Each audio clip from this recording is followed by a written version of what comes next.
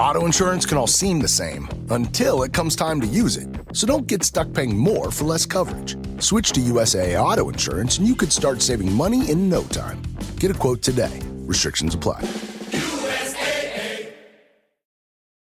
This episode is brought to you by Progressive, America's #1 motorcycle insurer. Everything is more exhilarating when you're on your motorcycle, just like your bike is more protected when you choose Progressive Motorcycle Insurance. They offer coverage for your bike, starting as low as $75 per year. And they keep things affordable, with discounts like paid in full, multi-policy, and responsible driver. So raise your kickstands and get to quoting at Progressive.com to see if you could save. Progressive Casualty Insurance Company and Affiliates. $75 premium is for state minimum coverage. Not available in D.C. Discounts not available in all states or situations. Hey, do you have an idea for a podcast but don't know where to start? Or do you have an already existing podcast that you want to take to the next level? Well, check out WeKnowPodcasting.com. From concept development to theme music to editing to logos, WeKnowPodcasting.com is a one-stop shop for all things pod. Don't hesitate to hit us up. We're very nice.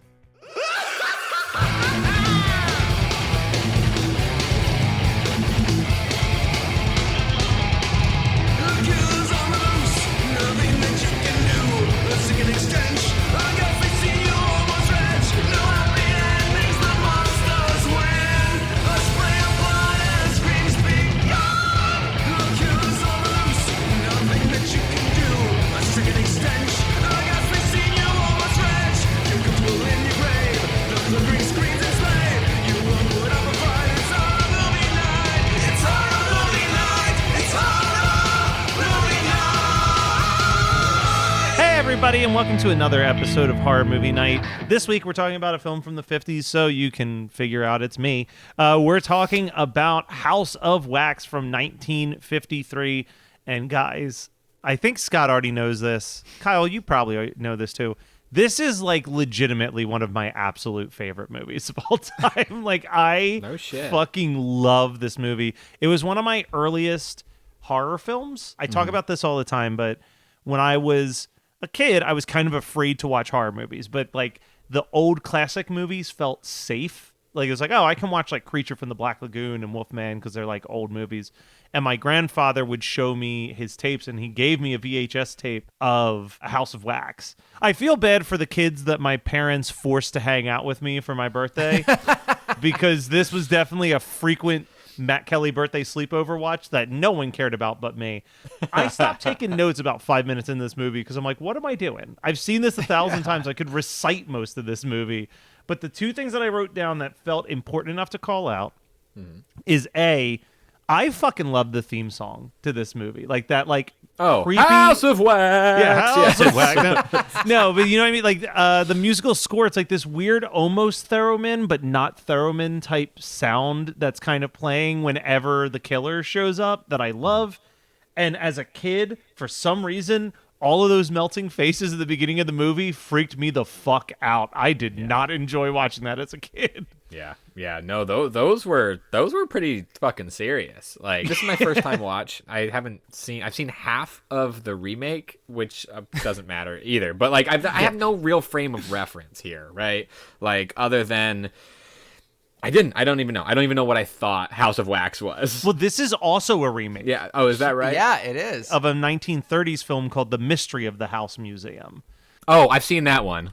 No, I haven't seen that one either. I don't know where I am, but I fucking love wax museums. I'll tell you what. I think that this is why I like wax museums, because I was trying to piece it together, and I was the obnoxious brother. We went anywhere, and there was a Ripley's, believe it or not, within the vicinity. I was like, can we please go to the Ripley's? Because I just liked looking at all these weird wax statues of like what was supposedly a human anomaly, be it real or a complete forgery from Ripley to like draw people in.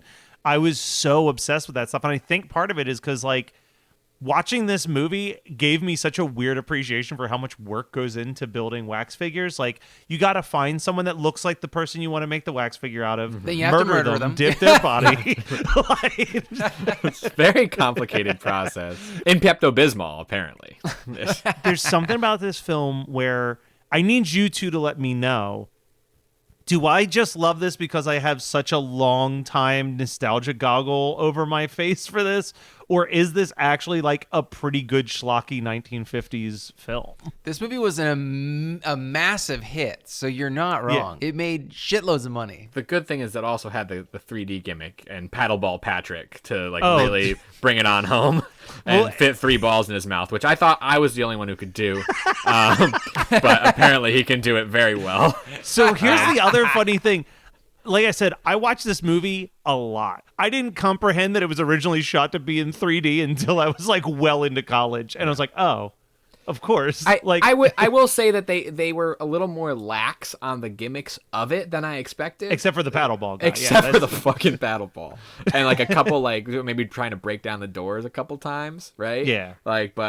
So they were relatively tame. But I could see when I think about this movie now in that lens of 3D, I can see how like that body falling down the elevator shaft in 3D in like 1953 would have been like super shocking, or like even what I think is the best, even though it makes zero fucking sense, but her shattering Vincent Price's face to reveal the burn victim skin underneath, like that in 3D probably looked gnarly. We won't question how he was wearing a wax mask that articulated it so well, but then would just shatter on like 1 or 2 punches. Don't worry about it. But it's truly such a that's a classic fucking reveal. I loved it. I thought it was great, and it's edited the best that it could be for what that was. Like not enough time for you to question it. You're just like, oh shit, she smashed his face, and then maybe a few minutes later you start to wonder. You're like, wait a second. Wait a fucking second. You got a Morticia Addams walking around in the first couple minutes of this movie. Oh, was that right?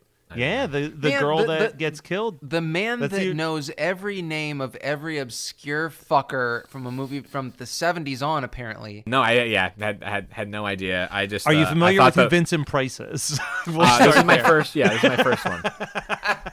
Price is right. I loved the woman who was like who was semi Betty Boop. That's who we're talking about. Yeah. Oh, okay. That was Morticia Addams as well. Like, I don't know. Look, I'm just gonna say, talk about a range. Like, plays Morticia Addams and plays like blonde, like you said, borderline Betty Boop character. Like that is that's a pretty Great impressive.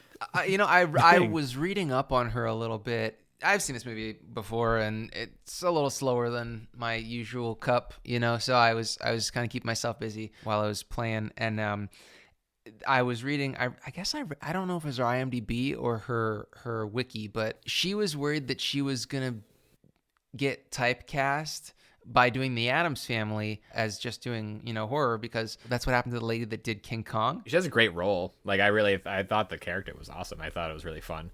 Especially because it comes in after the reluctant insurance money fight between Vincent Price and that guy, where he's just like, no, don't give me the insurance money. I'll fucking fight you for it. It's intense as shit. Like there's a lot of fire. Doesn't completely change tonally, but her coming in, I was like, that's really interesting. And then later on, when we fucking meet an unrecognizable Charles Bronson, I was like, with then later on, whose bust of himself looks like John Cena, which is really weird. How did you see him though? He didn't have hands to do this. That was the problem. I'm very good at miming. He's Do you really want to taste it? But I did get a beer in honor of Charles Bronson's character Igor, just called Big Idjit.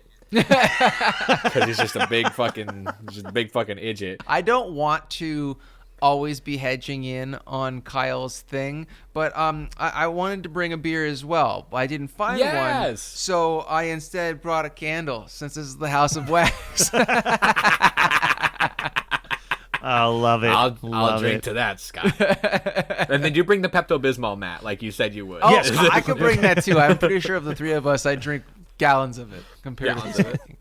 But yeah, I think that you're right. That opening fight scene is really intense. It does a thing that I think is important, which is like, you are supposed to kind of like Vincent Price. He seems like this, but he's also clearly insane. Like, he's having full conversations with these wax figures.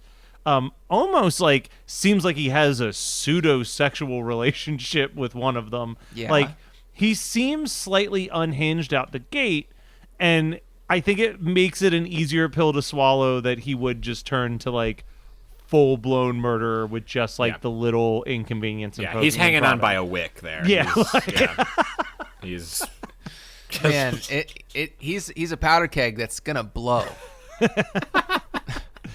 Oh my god, he is. But, But it didn't feel like a totally like. I love when they set up Vincent Price characters to not be totally unhinged like right out the gate. But it just takes one thing. It's a major instance, but it just takes one thing. That's to just like totally that's turn him. the Vincent Price in all That's of the Price us. way. Yeah, the price is and- right, and it's time to pay the piper. The price. The price, Pay the sir. price. Pay the price, sir. There's two things about Vincent Price's character in this movie I want to bring up. First of all, super ballsy move to A, murder your previous business partner, B, open a wing in your wax museum about recent deaths, and then C, just debut a wax figurine of your business partner. Like, at least the other ones, it's like, oh, I've hidden them to look like some. It's just like, no, this is fucking him. No. And Of all they're guys, like- fuck this guy. And it's the perfect crime because no one's gonna check the wax figures. The perfect crime. Yeah, 100%. Also, I know I can only speak for myself on this, but man, if that wax museum was like just a couple minutes down the street, I'd go pretty constantly. Dude, I'd be bringing any visitor that ever came to visit me to that fucking wax museum, and then they never show up again. It's a great way to to sort through your friends. Yeah, it's like, hey, do you want to see the wax museum of torture rooms? Yeah. Has there been besides like a Madame Tussauds? Has there been any other sort of like offshoot or off-brand wax museums that y'all have got, or like let's just fucking say like weird attraction? Right. Well, Like, I mean, I gotta give a shout out to our boy Chris LaMartina. He's got a house of oddities that's moving to a different town. I highly recommend if anybody ever gets out to Monterey, California, there's Getting a John hand job Steinbeck. out Yeah, get the hand job on the beach. Like, go to Big Sur and get real big. Sorry, that was fucking lame. On Yeah. Big Sur. Actually, Yeah. I have a question for you, Kyle, because I'm remembering you did live in California. Yes. And when I lived in California, I would walk to Amoeba from my house, which was not a short walk. When I would go on that walk, I would pass what I believe was called the Museum of Death in Los Angeles. Have you been to the Museum of Death, Kyle? I have been to the Museum of Death. I went with my mom and sister. No, that's not true. No, but I have been to that Museum of Death. Yes. Every time I'd walk past it, I would have the same thought, which is, this seems like the spot in a horror movie where they're actually just murdering the people that walk into the Yeah. Well, that building in particular was very small and very like semi-whole. Like, even though the outside looked like fucking, massive. Dr. Yeah. Death. Yeah. The inside is very tiny. They actually have to give you a warning that because the hallways are tight, and there's one area that is all pictures of car crashes in this very small hallway that it's almost like a one-way path to walk around it. And they're like, if you get lightheaded, like, say something, like, just, they have, because it's so confined. There's another Museum of Death, Vegas or New Orleans or somewhere else, that is like more like a bigger open space room, but this is truly like they had access to this building. They filled it with as much fucking murder memorabilia as they could, and some of it is daunting. But it's honestly, if that's something that interests you, it's totally worth checking out. Like, they set it up really nicely. Like, it's all I just remember everything tasteful. about it looked like a nightmare to me. Like, it was like this giant nondescript building with a huge skull painted on the front and a very large like prison, almost looked like prison security gate across the front. Whenever I'd walk past it, I'm like, there's nothing about this that seems like this would be a good idea to go to. So I'm gotta glad set that the someone I stage. knew visited. Yeah. I got another one that came to mind. Have you guys ever gone to go through the Salem witch trials tour up in Salem, Massachusetts? Because there's a wax museum there. Yeah, I've even though I'm close in proximity, I've never been to. I've been to Salem. Salem's dope. Being Yeah. around from this area, I know that it's the worst place to go during October. Oh, even though it's like yeah. the energy's great or whatever. But I've I've never gone. We had Film Freaks played there during October, and that's the only time I went, and we couldn't go anywhere, and it was downpour and like whatever. But I've wanted to go back to Salem for a long time to like really explore it. Go in the summertime because the weather's, it's New England weather, and you just Salem Horror Fest, which just reopened, is going to be doing their festival in April now because they're like October is too fucking much. Like it's just they had it for October and they've grown and become more successful, but it's too. There's a million things going on in October, so they've moved it to April now, which should be exciting. I don't know if it's still there because it's been probably 5 or 6 years since I went to Salem. I went there to officiate a wedding, but Is that right? But I remember we went to this little dirt mall because the bride wanted us to do like a photo shoot. They had like a witches photo shoot where you'd put on like the hats and brooms or whatever. But inside that mall was the coolest comic book shop I'd ever been in my entire life because they had comics, but then like they had pretty much every single full moon collectible you could possibly imagine. And that's where I got, if you ever come to my house, when you use that bathroom, there is a tiny little porcelain ghoulie popping out of a toilet statue sitting next to the toilet. Fuck yeah. And I also got a giant head of the family statue that's somewhere in the basement. And the fact that we haven't done Head of the Family on this show is just wild. And it's not even on your list, is it, Matt? No, I do not like that movie that much, but I love the character design of the head of the the head of the family character is fantastic. That movie is not good. That's a slog. Yeah, right. Dude. The fucking that movie's trash. So do we have any other thoughts about House of Wax before I had to say something about the director, which I thought was absolutely hilarious. Yes. Is this about Yeah. So this movie was obviously a big deal. 3D. It was the first Technicolor 3D movie to be released in theaters, but the director was blind in one eye, so he saw no third dimension. It's like I can't steal that Can't Hardly Wait reference from you. Yeah. It's weird because I actually think that the 3D, like watching it put to 2D obviously, but like watching I'm like, I could see how this is like effective 3D. Then you had someone who had two perfectly functioning eyes that was doing Jaws 3D, and like that thing's a mess. One of my favorite lines is the last line, which as soon as everybody gets saved, nobody had any trauma. Everybody's fine. There's no issue. It was the 50s, dude. There's no such thing as mental health.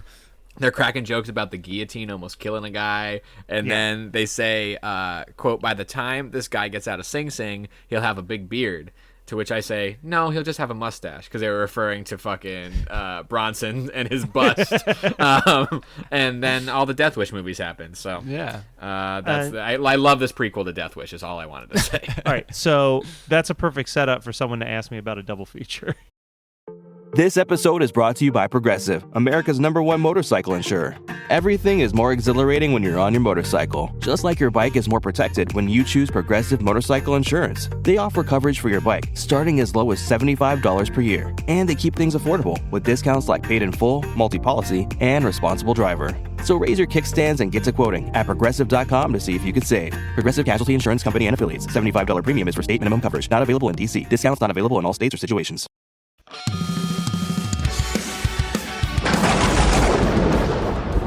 Hey everybody, Satan here. I know what you're thinking. Jesus Christ, Satan has a podcast now too? No, that's not it. But I am here to tell you about a podcast, and it's one that's all about my favorite band, Punchline. Not the band you expected me to say, right? You probably figured I'd like Slayer, or maybe some backwards Beatles records or something. Those are okay. But you usually find me rocking out to fan-favorite Punchline albums like Action or Lion while I'm torturing dead people for all of eternity.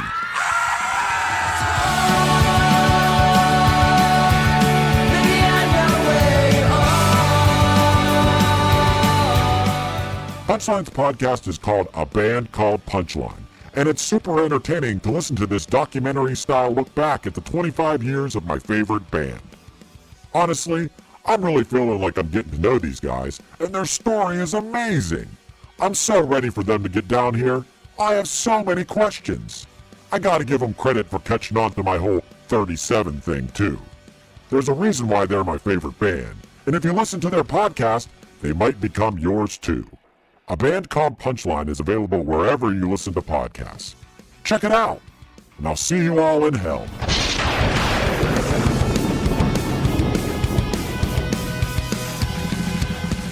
Matt, what's your double feature? So I wasn't sure what I was going to pick as a double feature for this movie, and then that final scene came up. And that final scene reminded me of another film widely considered one of the greatest horror films of all time that also ends with a very strange zero trauma conversation between like policemen and psychiatrists, which is of course the ending of the original Psycho, where we get like a 10-minute monologue about like Norman Bates' entire backstory. It's called exposition, Matt. Oh, dude, it is. I mean, I will always. I will never talk shit on Psycho. It is a classic for a lot of reasons. But man, you could just cut that scene completely out of the movie, and I would feel exactly the same about the quality of Psycho. I'm gonna go off of that because I had a movie that also has Anthony Perkins, surprisingly, and my movie is Edge of Sanity. It's not a good movie. It's kind of mean-spirited and gritty, so it would be the B picture in my double feature, but it's a Jekyll and Hyde story with Anthony Perkins, and it just has a vibe that, besides like slapsticky stuff. I mean, there's two obvious choices in my head that I could have made that I won't because I've already picked one in a previous double feature. But Edge of Sanity just kept ringing in my ears while I was watching this. I think there's like the landscape of it. There's sort of like he feels a little Jack the Ripper-y, which there's some correspondence with in Edge of Sanity. So that's my pick. Yeah, I've always thrown that on, being like, is this something we should do for the show? And then halfway through it, I'm like, no. But for some reason, it was very mismatched by Scream Factory because it was part of a double feature Blu-ray that they put out. And the A picture was Destroyer, which is like so over the top and ridiculous. Yeah. You know what I mean? Like I was like, these do not make sense as like a double feature DVD. I will. Scream Factory fucked up there, but let me tell you, the MGM 4-pack that fucked up was where I got Edge of Sanity from. So it's Edge of Sanity, Whatever Happened to Aunt Alice, Okay, Ekis, which is the fucking horse play, like the horse based on and then The Spiral Staircase, which is a beautiful black and white film about a deaf woman in it's like a gothic picture, which is the only reason I bought the 4-pack in the first place was for Spiral Staircase. But it has these other it's the craziest 4-pack that MGM was just like, I don't know, fucking put it on this. Yeah, and then one of them is a double layer disc, and then two of them are single movies on discs, and it's like, okay, guys, what is going on here? Scott and I both bought the same 8-movie DVD at one point that actually is a pretty good collection of movies, but it's a whole lot of random, like, it's like Ghoulies 3, Ghoulies Go to College, and Bud the Chud 2 are on there. It's got Class of 1999. Yeah, that's the one. Yeah, I don't think that Bud the Chud was on that one, because that one has it has Chopping Mall, right? Chopping Mall, 76 Evil 2. Nameable. Yeah. Yeah, it's like 99. random ass sequels, and then like I bought it for Chopping Mall and Slaughter High. I bought it for at the Chopping time. Mall. Do you guys like Chopping Mall? Oh, dude, it's one of my top 10. Okay. It's so fucking stupid, but I love it so much. That response is all we need to know about if Kyle likes Chopping Mall. Scott, what is your double feature? To the shock and surprise of no one, I'm going to go with Waxwork because I just absolutely love Waxwork, and I feel like we've been talking about recently, last couple episodes, we've been like, well, we've really been using these 10 same movies all the time for our double features, and I'm like, I don't think I've done Waxwork in a long, long time as a double feature. In a really long time. That was like when we first introduced the double features, it was like any excuse. Vampire movie? Oh, Waxwork. Werewolf movie? Oh, Waxwork. Fucking Waxwork. Well, that's the beautiful thing. Waxwork is an anthology movie without being an anthology. Yeah. It's fucking perfect. Yeah. I mean, both of them really are. Both are. Both of those Waxwork movies are actually fantastic concepts on, like you said, you just make a bunch of shorts and then have like the best tie-in that any anthology film has ever had. Good call. I wish that we were watching that in June, but man, It's no all one right. wants to watch that but us. Matt, so what have you been watching, listening to, doing that you want to pimp out on our show? Within the same week, Netflix dropped 2 things on their streaming site that are both worth mentioning. The one I'm not going to talk, well, both of them I'm going to talk very briefly about. The one is a movie called Metal Lords. It's fun. It's just a fun coming-of-age movie about 2 kids who want to form a death metal band and perform in their school talent show. And it's very charming. It's very funny. It's filled with a bunch of cool like heavy metal cameos throughout. And it's what Deathgasm want it to be, is what I'll say. I had a lot more fun with this than I ever had with Deathgasm. What was it called again? I'm sorry. Metal Lords. Metal Lords. It just felt way more sincere than a lot of those other movies. Well, felt. that's why I got all that hate for Deathgasm when we did that episode all those years ago, because the only thing that movie needed was some sort of sincerity and enthusiasm for death metal, and this has all of the enthusiasm. Yeah. this made up for it. And then the other thing, I think it's one of the most brilliant shows on Netflix, and I feel like not nearly enough people talk about it, but season 2 of Russian Doll dropped, and like I didn't know they were doing another season of that. Yeah, dude, if you like trippy, crazy shows, like season 1 is a nice little time loop story. Season 2 is a quantum leap type story. Is Natasha Lyonne in it again? Yeah, she actually wrote and directed most of the episodes. Wow. But it's every time that she goes on this one specific subway train in New York, she gets transported to different periods in time in the body of one of her relatives. One of them being her mother 8 months pregnant with her. What I like about both seasons of the show, but it really shines in season 2, is that like there is literally never a point where Natasha Lyonne is like, what the fuck is happening here? Like her enthusiasm towards just like, I'm just going to see how this plays out. Like she's just like living for the moment, doesn't care that it's like there's like an episode where she ends up in like her grandmother's body in like Nazi Germany, and she's just kind of like, fuck you fucking Nazi. Like she like just doesn't care, because she's just like, whatever. I fucking love that. Dude, Natasha Lyonne is incredible. Amazing. One of the most underappreciated actresses, I think, of like our generation, because she's like what? I think she's the same age as me, and I'm like, what the fuck have I done with my I just think that it's so cool that we're getting all of these mainstream concepts, or like TV shows and movies and all this, that are kind of playing with the idea of like the multiverse, because there's Everything Everywhere All at Once, there's Doctor Strange 2, Multiverse of Madness, there's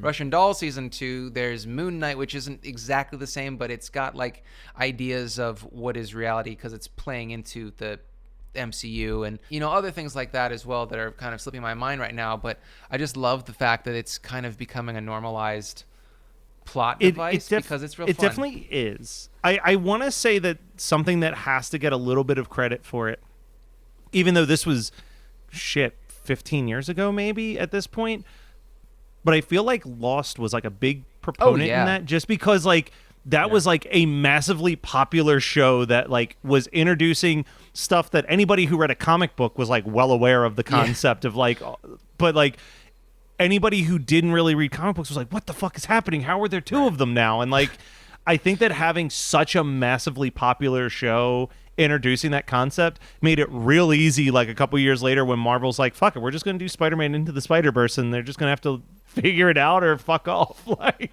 I think that we've gotten that point where it's like you either get it or you don't, and like just strap in and figure it out. Dude, I'm convinced that Nope is about similar concepts, that like a parallel universe situation as opposed to aliens. Like, so I won't go into it, but I'm convinced that like love Nope that idea, is going to break that open. Aliens. I was going to say, I don't trust Jordan Peele to ever show you what's actually happening in that trailer. Dude, I'm convinced that like the universe somehow is truly parallel over the other universe that it's supposedly a parallel universe over, and it creates some sort of like magnetic thing. I've only seen the trailer 3 times. Don't listen to me, but we watched it once more than I have. I've convinced myself that that's what's happening. I love that. All right, who wants to go next? Kyle.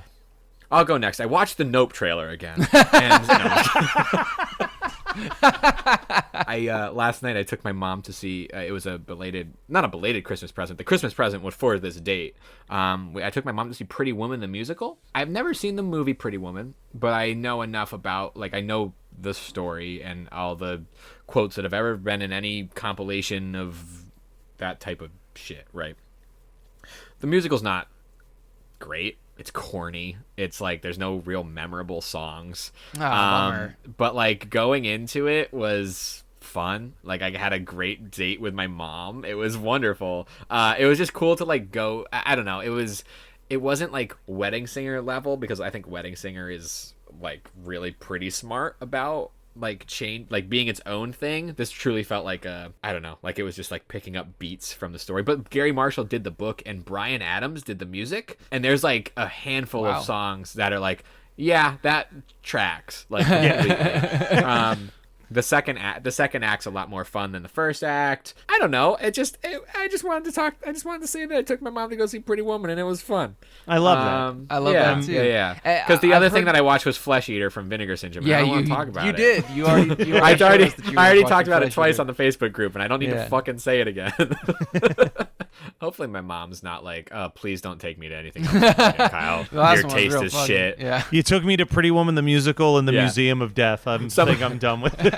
Somebody asked her at work today, and because I was there, I heard it, and somebody asked her oh well, how's the musical? And she was like, it was entertaining, and I was like, okay, yeah. So we didn't.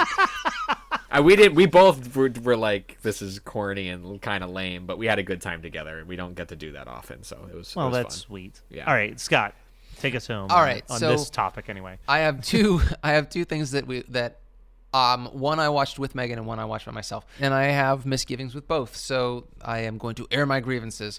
So the Batman, God bless. 2022, it had great segments, but I was very underwhelmed by the final product, and it was too fucking long. I thought that Paul Dano was great, but I really gotta say, everybody's talking about Paul Dano as the Riddler, doing a great job, but Colin Farrell is an unsung hero of cinema. No one gives him the credit he deserves. In this movie. I mean, I was like, hey Megan, that's Colin Farrell playing Penguin, and she was like, no way. And I'm like, yeah. And I showed her pictures. She was like, I was like, this is what he looks like, and she was like, I don't see it. And I'm like, I know. And we were like, okay, we can hear a little bit of it, but he was just, it was very very. I mean, Zoe Kravitz was fine. John Turturro is fine. I like the fact that we get to see some Detective Batman, but I just didn't really, there were these shining little moments, and it had some great cinematography, but the storyline really, I know what they were doing was they were trying to do a kind of a condensed version of The Long Halloween, which is a fantastic Batman storyline. Are you the best Batman story? I would literally put my money. I think that is a phenomenal. Top 5. Yeah, I would say it's top 5 for me too. I mean, I kind of go a little closer to Year One, things like that, or the Frank Miller stuff. But I really love Detective Batman. We've never really gotten a Detective Batman, and so this is the closest thing we've gotten so far. I like that. I just wasn't. I wasn't sold on anything, and also it only rains in Gotham. I don't know. So anyway, it was a thing. I'm glad I saw it, but I don't ever want to watch it again. I said this jokingly on the Facebook page, but I still kind of believe it, that it was so far my favorite horror film that I've watched of this year, because the Riddler Saw. Is it is Jigsaw. this is crazy. But what I also liked, I was talking to someone about it after I watched it, and the thing that I realized I didn't even love at the time watching it, but loved more thinking about it, is that I think this is the most fleshed out Gotham has ever felt, in the sense of I remember Jonathan used to bitch about the Spider-Man movies, and his complaint was, he was like, look, you should start a Spider-Man movie where Spider-Man is fighting some D-list character like Rhino. You know what I mean? To build this concept of oh, there's always shit happening. It's not just this guy showed up in movie 1 and then it's just been petty thugs and then this guy shows up. So it's I love that you're dropped into this Gotham where Joker has already happened. He's already been caught. He's already been arrested. There's a legion of weird Joker people roaming in the subway system. There's this crazed Riddler guy out there killing people. Penguin is doing his thing. There's already that, what I think is the best version of the Penguin, where it's he's a criminal master, like he's a bad guy, but he's you can trust him enough to give up information that you don't ever want to put him away. Like you let him be loose because he'll rat out someone else to you and he'll like give you information. Like I like that it did feel like a very fleshed out version of Gotham City where there's always a bunch of crazy shit happening, not like that this Paul Dano thing was just a one and done, but it's just like one piece of a much more corrupt, bigger picture, I think is really cool. But all that could have been done in 2 hours. Yeah, well, yes. The best part about Penguin was when they're interrogating him and they have handcuffed his hands and feet, and he's like, well, you can just leave me here? And he like waddles. So you actually get the penguin walk. So, I mean, it was... All right, but what was the other one that you had some grievances about? So... there's a movie called The Seed on Shudder, and it's a goopy alien movie. It's only got 3 actors in it. All the women did fantastic. It had been on my watch list. I had a free night where Megan was out of town, and so I was like, I'm going to watch The Seed. So I started watching it, and I was like ambivalent at the beginning, and then stuff got goopy, and I was like, yes, I really dig this, and like it feels grounded, it feels cool, and I was like, this has to be an all women, since it's all women that are on screen. This had to have been like written by a woman because it's like it seems like it. I was getting a vibe, and then the third act hits, and I'm like, I'm getting a weird kind of misogynistic vibe, and then it ends, and the credits hit, and it's all men, and I was like, this is a bad fucking fit. It's a bad look. It took away all of my good feelings about it that were building up in the second act, and it just made me feel gross. So yeah. I don't know, like, if you're going to make a movie that has alien rape in it, you probably want to have some women behind the camera, at least telling you if that is or isn't acceptable to push on the audience and the actors that you're directing. Yeah, diverse writers' rooms are really important. Really, really important. I think that, and look, I don't know. I too am just a white man in America, but I think that like amongst screenwriters, yeah, there's a quest to do something like amazing and like powerful and like all this stuff, and it's like I feel it too in any of the work that I want to do, but at the same time, it's like if I'm choosing to try to tell a story with or of an experience that I don't have direct correlation to, you have to lead with empathy. You can't lead with like, I was there and it happened to me. You can't try to like inject it with like your thoughts on the matter. I think that like if, and which I think is where the confusion lies in a lot of ways. It's like, you think you have to do that because you have to, like, you think that that's empathy, but in actuality, the empathy is just trying to like exist in the experience that happened, as opposed to trying to force a meaning or message or like a thing that you cannot tap into. All you can do is be empathic, and I think that actually brings you to where you need to be, as opposed to pushing an issue. Again, I don't know. I hope that that's an answer to things, because I wrestle with that in my own writing about things that I have not experienced, but I would like to bring to the surface or talk about to be part of a conversation while acknowledging that like I don't have the experience. But I don't know. It's hard. It's hard to like do that. You know, but that's sucks so much when at the end you're like, fuck these guys, man. You know, and right, maybe I'm missing something. I you know, no, like, but also like it's the subjective art form too. So it's like, yeah, sure, but like there's also somebody who either hates it way more than you or is championing it way more than you. That's true. And you know, then the fuck either of those ends, you're fine in where you're at. Yeah. All right, let's dive into 2 quick emails before we go, because one is really exciting. short. The first email we got is dated back to January 2021 from Travis. and it says Star Wars book recommendation. Yeah. And the email says, "Hey freaks, I loved listening to your Mandalorian season 2 discussion, and during the discussion, you all mentioned how you liked the books Tales from Jabba's Palace and Tales from Mos Eisley Cantina. Not sure if you're aware, but there are currently 2 books in a similar vein that you might enjoy. They're both called From a Certain Point of View, and they are 40 short stories showcasing background characters from A New Hope, and then the second book, Emperor Strikes Back. I presume that they'll do one on Return of the Jedi as well. If you liked those 2 short story collections from the 90s, thought you might like these more modern ones.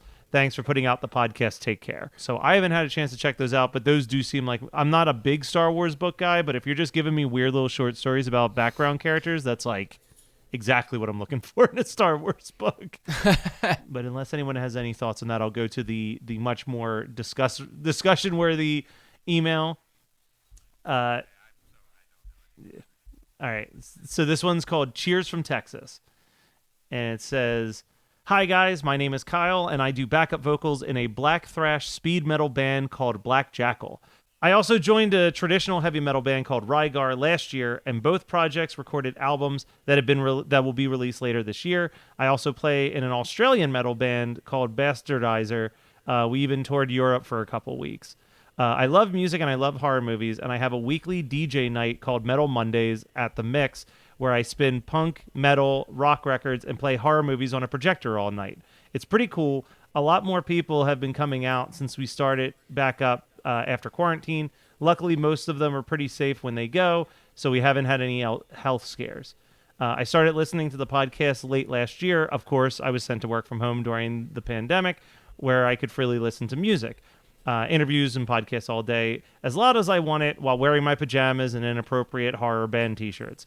I came across a lot of podcasts that weren't very good, and I think the ones I listened to the most were Horror Movie Night and Alien vs. Predator Galaxy. I'm a huge fan of sci-fi horror. It's cool that y'all talk about metal bands sometimes, and I absolutely love the intro. I like hearing about your movie pairings when you discuss the movie subject for your podcast, and I have to do that every week for Metal Mondays. I usually play 2 or 3 movies each night, and constantly am buying new movies and records here and there. If any of you ever find yourself in San Antonio, Texas, hit me up. I've included a few pictures, and I'll send you a couple links to some of my music, and a picture of me breathing fire that was taken at a town cemetery. God bless. It's the cemetery where the opening shot of Texas Chainsaw Massacre was filmed. So when I discovered it, I insisted that we take our next band photo there. I also played the Texas dates with Finnish black metal band called Horna. I was their driver as well. On the drive between Austin and Houston, I took them to the Texas Chainsaw Massacre gas station, and they loved it. I don't get to do a whole lot of cool stuff with horror while over in Europe. We pretty much just played a show every night, except for those super long drives like we had when we had to go between cities in Russia. It was around that time that Alien Covenant came out, and I really just wanted to catch it in a movie theater over there, but I only got to see it when I came back to the States.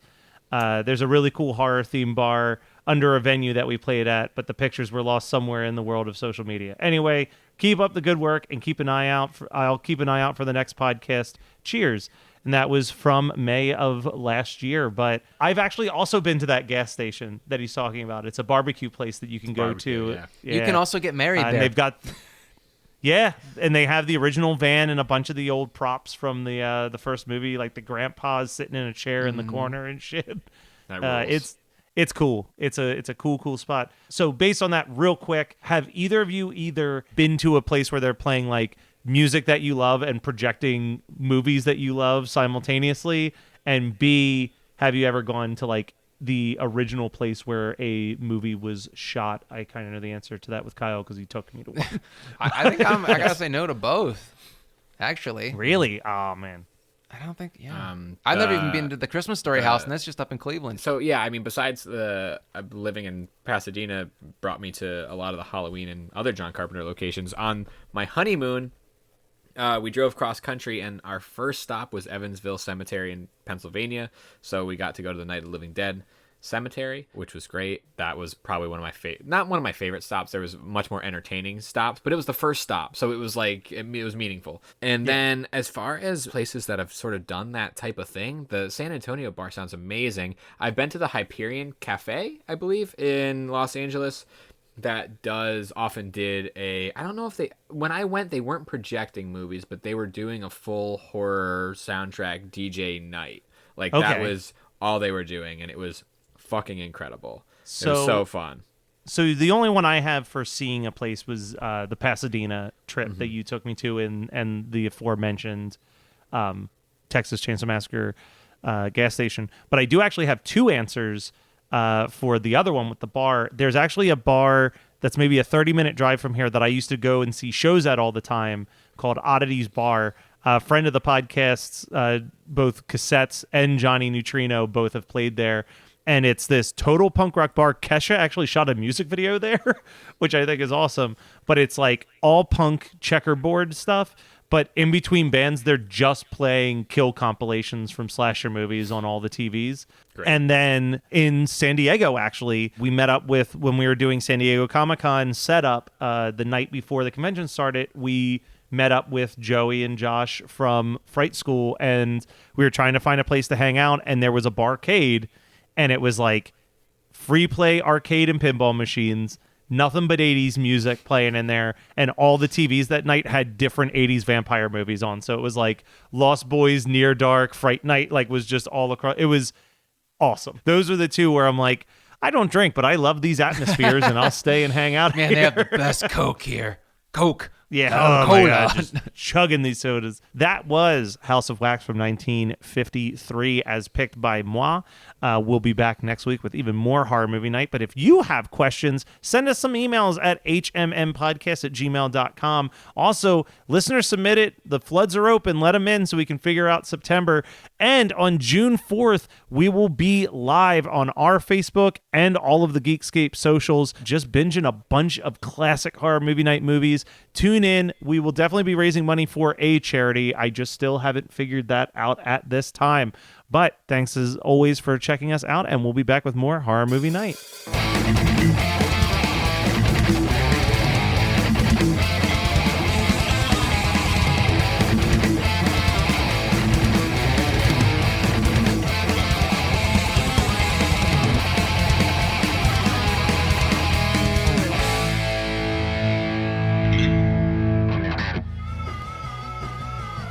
You're listening to the Geekscape Network.